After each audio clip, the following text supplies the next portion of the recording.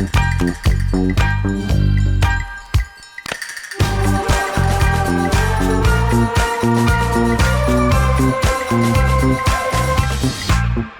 agora a nossa última apresentação do dia. Vou chamar aqui a Tatiana Zabanova, que também é cientista de dados no Nubank. Ela vai fazer uma apresentação chamada Oi, sou o Liquinho, seu amiguinho. Como o leak de dados pode acabar com seu backtesting. Olá, gente. Eu sou a Tatiana, sou cientista de dados no Nubank faz 2 anos e meio já. E hoje vou falar, talvez não de um caso especial que a gente tem, mas de um problema que a gente sempre tem, que é o nosso querido liquinho ou leakage de dados. A gente já tem até um apelido carinhoso para ele, porque é uma coisa que acontece frequentemente. Próximo, por favor. Então, a agenda da apresentação, eu vou falar um pouquinho da modelagem preditiva e os backtests para dar contexto de onde entra esse tal de leakage, dar alguns exemplos e, finalmente, algumas dicas do que fazer para evitar ou, pelo menos, detectar esse problema. Próximo slide, por favor. E, basicamente, quando a gente faz modelagem preditiva, a gente tem a seguinte situação. A gente tem alguns dados históricos para os quais nós já sabemos a resposta, e no momento da modelagem, a gente usa esses dados históricos para aprender a relação entre as variáveis e a resposta, e a gente também valida o nosso modelo nesses dados históricos, sejam o K-fold, cross-validation, split, temporal, mas a gente valida nos dados históricos. Justamente isso é um backtest. Então, testamos o modelo em coisa histórica, e aí, no próximo slide, a gente coloca as nossas predições para ver as observações novas. Então, para cada observação nova, o nosso modelo roda, gera uma predição e por aí vai. E próximo. E, finalmente, depois de algum tempo, a gente já tem, para essas novas observações, o nosso modelo gerou predições, a gente tomou a decisão, e aí a gente começa também a ter a resposta. Então, o valor correto da resposta depois de algum tempo. E neste momento, a gente pode verificar se a gente de fato acertou. Próximo, por favor. E o que que acontece? Muitas vezes, nesse momento, a gente vê que a performance do modelo está bem abaixo do esperado. Mas, poxa, a gente validou certinho, fizemos tudo certinho. E o que que acontece? A gente pode ter várias causas aí, pode ser uma questão de drift temporal, concept drift, por aí vai, mas uma das possíveis causas disso é o leakage de dados. Próximo slide, por favor. E o que que é o leakage? Então, a gente basicamente tem um vazamento de dados de fora do dataset de treino para o dataset de treino. E aí, quando a gente treina um modelo usando esses dados vazados, a gente aprende muito mais coisas do que a gente aprenderia só com os dados do treino, e temos uma performance otimista na validação porque o modelo recebeu umas informações confidenciais a mais. Só que em produção, na vida real, a gente não vai ter esses dados vazados e a performance vai ser ruim. E próximo slide, por favor. Então, um exemplo de leakage durante a modelagem é quando a gente faz encoding de variáveis categóricas. Então, por exemplo, o target encoding. O target encoding é uma técnica em que a gente tem uma variável categórica e aí a gente precisa converter ela em um número. Então, por exemplo, a gente substitui ela pela média da resposta.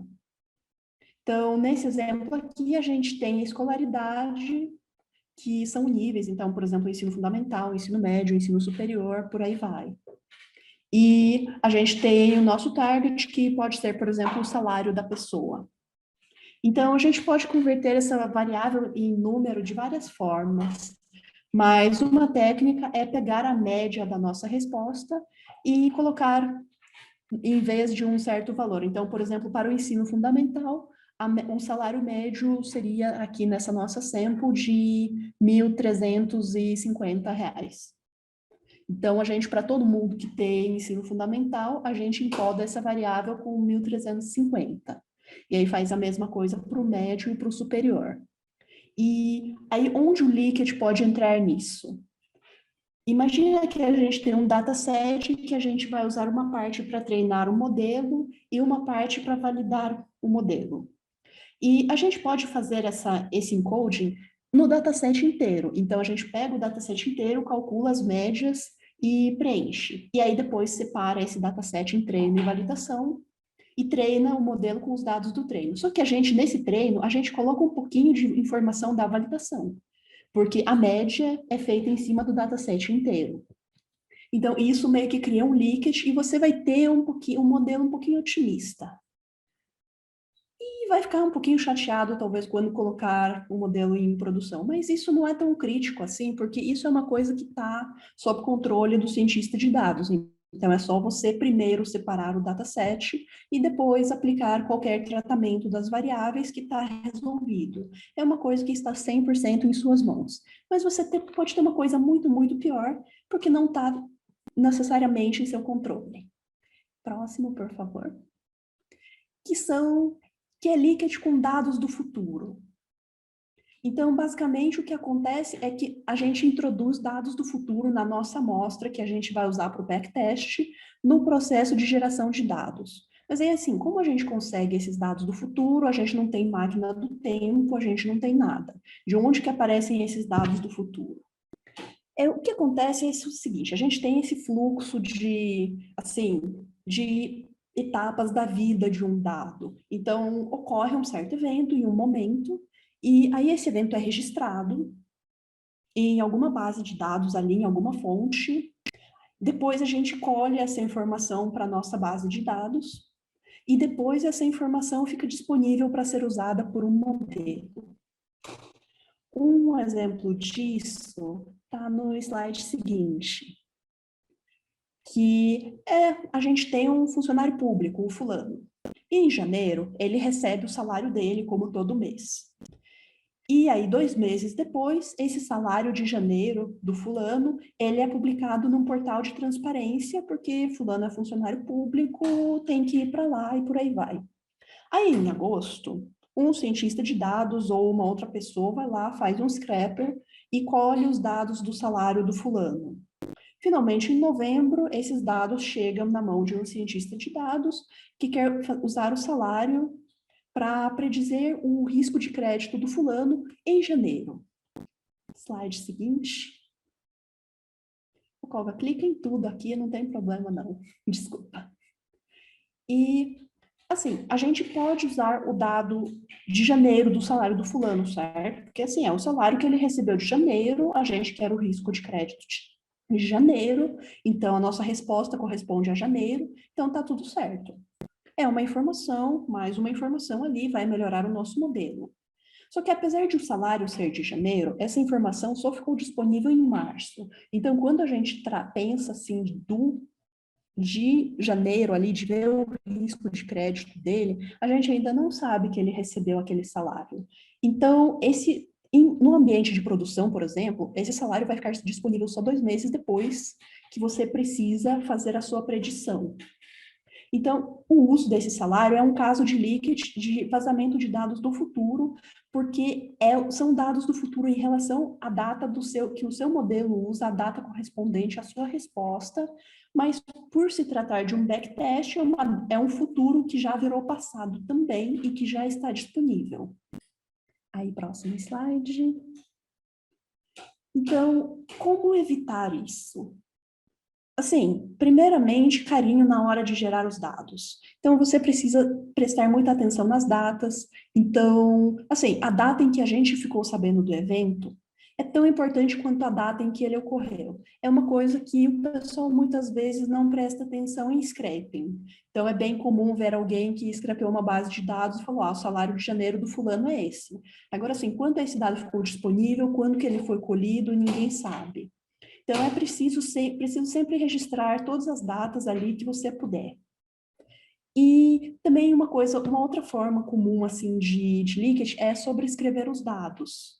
Então, por exemplo, um cliente que atualiza o endereço E aí você vai lá na sua base de dados e simplesmente substitui o endereço antigo pelo novo, sem qualquer informação. E aí, se você for fazer algum modelo usando dados de localização daquele cliente, você vai usar o endereço novo dele, sem saber que na época o endereço que ele tinha fornecido era outro, e que talvez isso possa também gerar uma performance otimista do seu modelo durante o backtest, e em produção você vai ter uma ligeira decepção.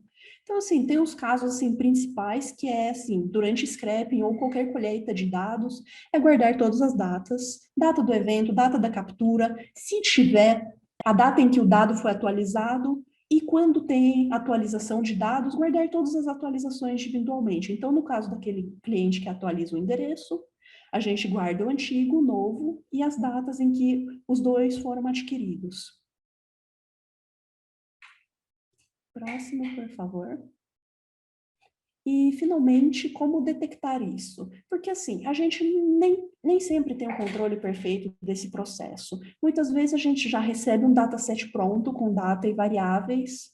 Então, por exemplo, talvez uma pessoa de um outro time que colheu, é um provedor externo. Então, como a gente vai saber se tem dados do futuro ali no meio? Certo, próximo.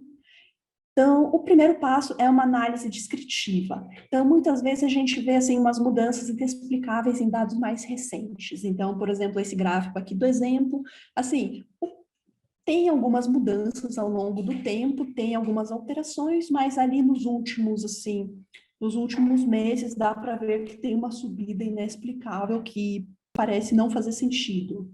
E realmente não faz sentido com a lógica dos dados ali, não teve nenhuma mudança, assim, sei lá, econômica na população que justificasse uma alteração tão grande. Porque, assim, se a gente tem dados do futuro na nossa base, quanto mais próximo do presente, menos dados do futuro a gente vai ter. Então, principalmente em questão de nulos, é muito comum que a taxa de nulos dá uma aumentada no final do seu período ali de observação, porque ainda não deu tempo de preencher essas observações com dados do futuro, e aí o que é nulo realmente é o nulo ali, que é o nulo naquele momento. Então, essa mudança pode ser um indício de que tem alguma coisa errada, tem um possível leakage na sua base de dados. Próximo. E uma outra possibilidade de detectar leakage é regerar os dados depois de algum período de tempo. Porque assim, a gente espera que dados do passado sejam estáticos. Então, o que aconteceu, aconteceu, fulano tinha o salário ali em janeiro, esse salário vai continuar sendo o mesmo. Obviamente, tem algumas razões válidas para retificar dados antigos, mas normalmente isso não acontece. E o leakage pode ser uma possível causa da mudança. Então, no exemplo aqui, a gente tem duas variáveis.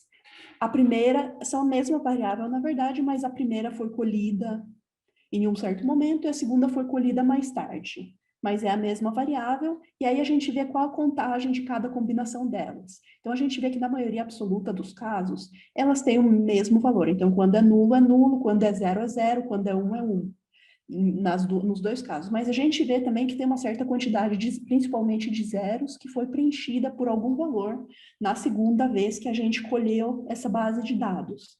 Isso pode ser um indício de leakage também. Então, por exemplo, alguém foi preenchendo, foi jogando umas atualizações ali sem a data correta.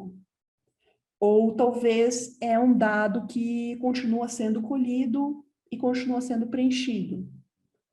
Enfim, é um sintoma de leakage e é uma base de dados que você tem que usar com muito cuidado para, novamente, não ter uma decepção na hora de produção.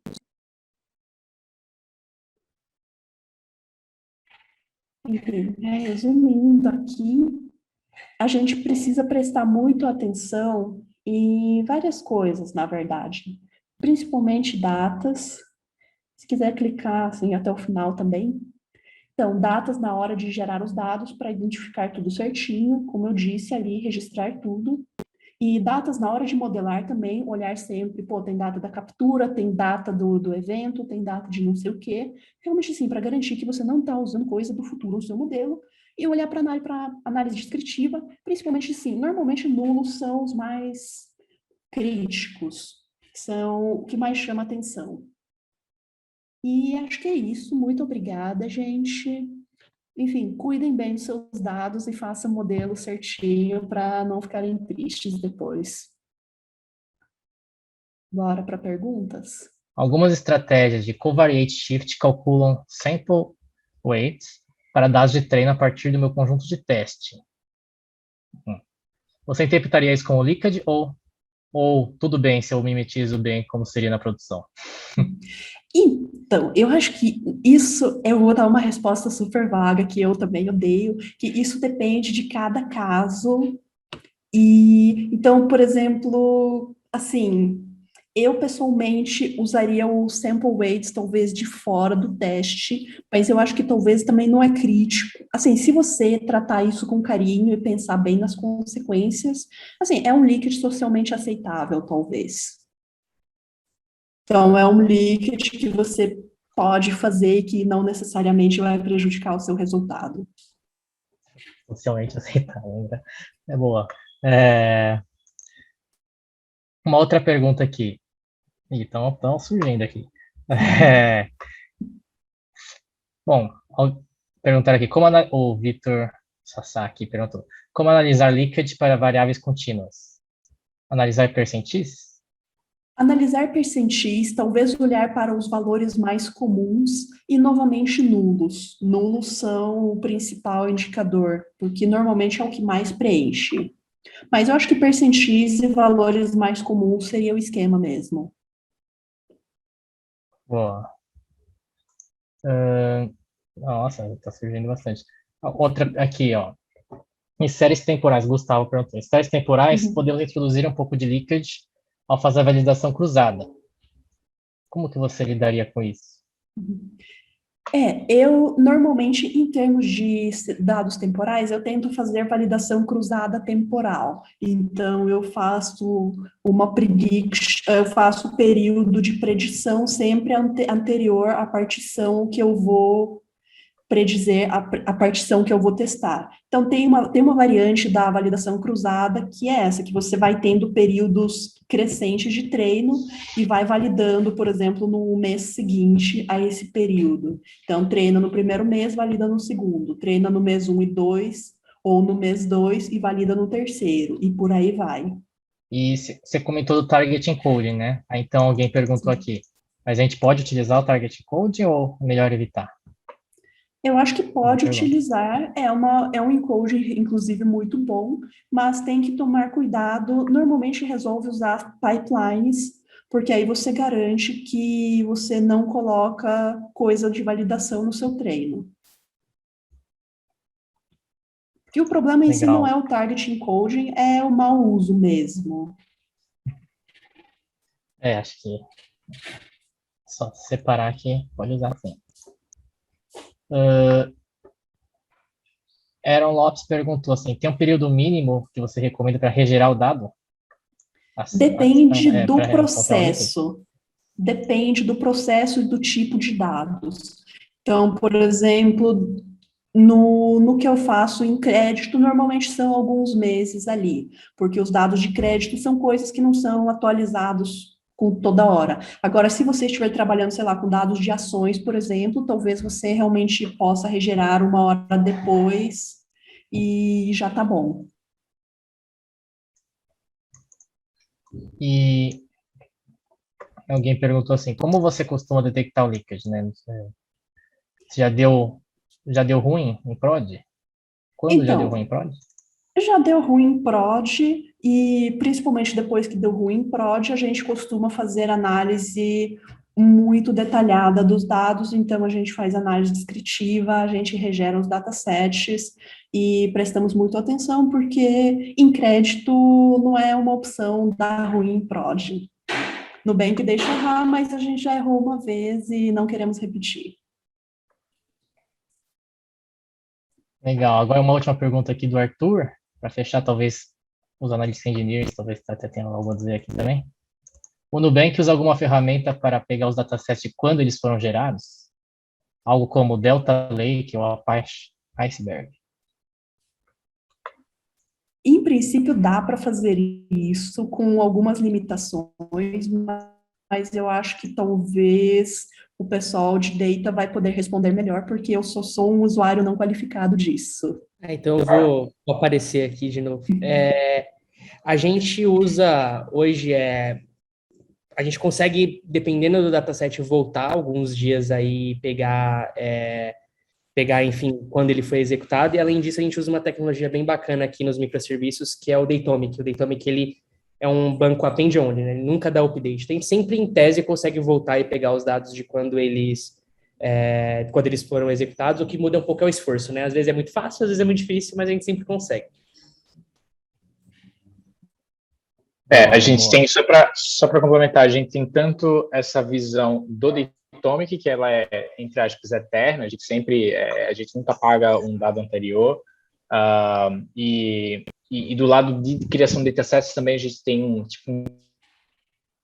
uma máquina do tempo aí que a gente consegue voltar para visões de dias específicos e sempre consultar o dataset assim que ele que ele fica disponível para a gente. Em termos de machine learning também. Pode falar, tá? Achei que tinha caído aqui. Deu uma piscada. Então, em termos de machine learning também, a gente tem um ferramental para treinar modelo que loga tudo. Os datasets de treino, os datasets processados, todos os logs do treino do modelo, etc. Então, além da infra de dados, a gente tem essa infra mais de machine learning que também loga tudo que foi utilizado para treinar uma determinada versão do modelo, basicamente para todas as versões do modelo que a gente treina. Muito bom. Então, agradecer aqui a Tati e todo mundo aqui que apresentou. Agradecer também todo mundo que assistiu o Meetup, né? Muito obrigado, pessoal.